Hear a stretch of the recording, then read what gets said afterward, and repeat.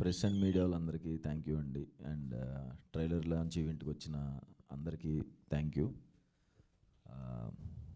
శ్రీరంగనీతులు April 11th థియేటర్స్లో వస్తుంది.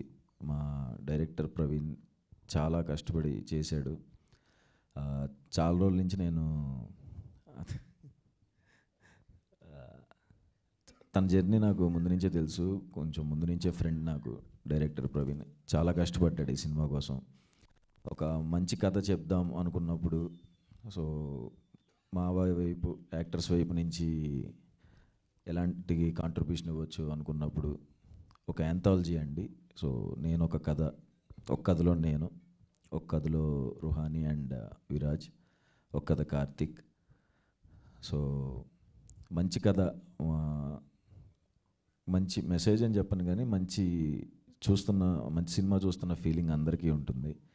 So April 11th వచ్చి ఇలాంటి ఒక మంచి అటెంప్ట్ని ఎంకరేజ్ చేస్తారని అనుకుంటున్నాను. అండ్ మా ప్రొడ్యూసర్ వెంకట్ గారు అడగకముందే డబ్బులు వేసేస్తారు.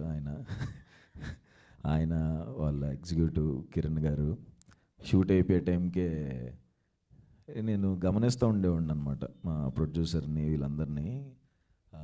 సినిమా అయిపోయిన తర్వాత జనరల్గా వీక్ 1 month అలా పేమెంట్ ఇస్తారు కదా, వీళ్ళు ఈవినింగ్కి షూట్ అయిపోయిందని రెడీగా ఉండేవాళ్ళు. షూట్ అయిపోయిన అప్పుడు వీళ్ళు పేమెంట్స్ ఇచ్చేసేవాళ్ళు. భలే ఉన్నారనిపించింది. వెంకట్ గారు మీకు ఆల్ ది బెస్ట్ అండి. ఆయనది ఫస్ట్ సినిమా, మమ్మల్ని చాలా బాగా చూసుకున్నారు ప్రొడక్షన్ టీం అందరూ. అండ్ మా executive Seshu and direction department Akshay కానీ లక్ష్మి, అందరికీ థ్యాంక్ యూ. అండ్ నా కో యాక్టర్స్ అందరికీ thank you. Thank you Suhas గారు. అండ్ మీరు చాలా బిజీ స్కెడ్యూల్లో ఉండి కూడా ఇక్కడికి వచ్చారని మాకు అర్థమైంది. సో మీరు Q&Aకి ఉండలేకపోతున్నారు, మిగతా ఆర్టిస్ట్లో మీకు షూట్ ఉందని మాకు తెలిసింది.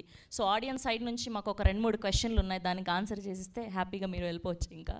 సో బేసిక్గా మీరు మెయిన్ లీడ్గా సోలోగా సినిమాలు చేస్తున్నారు, బ్లాక్ బస్టర్లు కొడుతున్నారు. సో ఇలా ఇంతమంది ఉన్న సినిమా చేయడానికి రీజన్ ఏంటి? మెయిన్గా కథేనండి. అదే విరాజ్ చెప్పినట్టు కథే hero.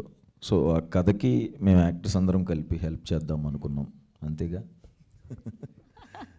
That's so nice. And బేసిక్గా ఇలాంటి జానర్ సినిమాలు మీ దగ్గరకు వస్తున్నాయా? అంటే మ్యాక్సిమం మీరు చేస్తున్న సినిమాలన్నీ మంచి బ్లాక్ బస్టర్లు అవుతున్నాయి, మంచి గుడ్ టాక్తో రన్ అవుతున్నాయి. సో లేకపోతే మీరే చూస్ చేసుకుంటున్నారు, లేదంటే మీకు ఎవరైనా గైడ్ ఉన్నారా? గైడ్ ఎవరు లేరండి. నా గైడ్స్ నా డైరెక్టర్సే. ఇప్పుడు ప్రవీణ్ కూడా వచ్చి కథ చేస్తే బాగుంటుంది మాస్టర్ అన్నప్పుడు ఒక కథ లైన్ చెప్పేయచ్చా? ఈ కథ లైన్ నేను చేసింది చెప్పొద్దా? బ్యానర్స్ గురించి జరిగే ఒక గొడవ గురించి ఉంటుందన్నమాట. చాలా కొత్తగా అనిపించింది. సో నా కథ వీళ్ళ కథలు కూడా చాలా కొత్తగా అనిపించింది, చాలా బాగుంది అనిపించింది. ఇది చూద్దామే, అది చేసి ఆడియన్స్కి ఇలాంటి కథలు చెప్తే బాగుంటుంది అనిపించి చాలా పాజిటివ్గా చేశాం. అండ్ మీరు స్పెషల్గా ఆఫీస్ బైక్ మీద వస్తున్న ఒక సీన్ చూస్తే స్టార్టింగ్లో మీరు పడ్డ కష్టాలు ఏమైనా గుర్తొచ్చాయా మీకు? ప్రతిరోజు నేను ప్రసాద్ ల్యాబ్స్కి వస్తున్న ప్రతిరోజు గుర్తొస్తాయండి నా కష్టాలు. బట్ మంచి కష్టాలే. ఓకే.